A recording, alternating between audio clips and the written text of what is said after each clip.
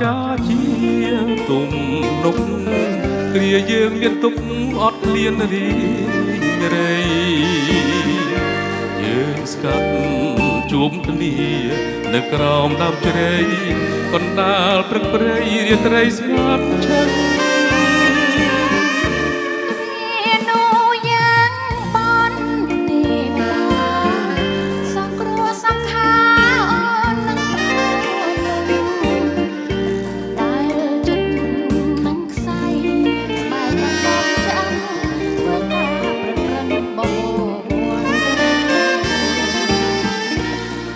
បើ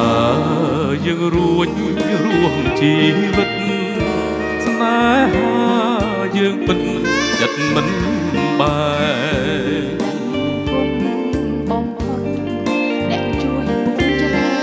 បំបែកគុកអិនជួយច្រែឥឡូវសុខច្រើនឆ្នាំហើយមិនភ្លេចគុណឡើយហើយមិន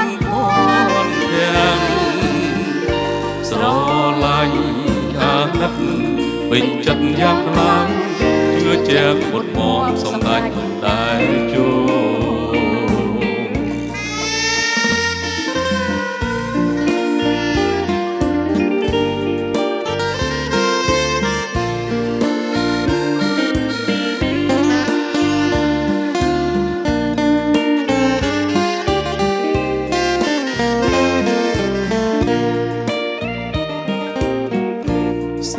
វតាចាជាទុំនុកគ្រាយើងមានទុកអត់លៀនរីរៃយើងណាត់ជួបគ្នានៅក្រោមដើមជ្រៃកណ្ដាលព្រឹកព្រៃរាត្រីស្ងាត់ឈឹង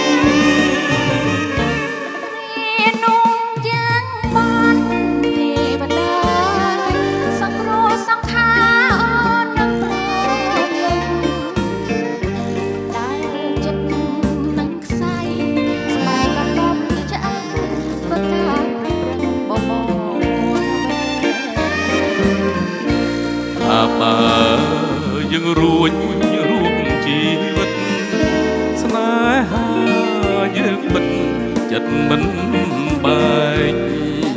គុណបំផុតអ្នកជួយពុំច្រែបំបែកគុកអិនជួយជាងឥឡូវសុខច្រើនឆ្នាំហើយមិនភ្លេចគុណឡើយហើយមិនខកស្រឡាញ់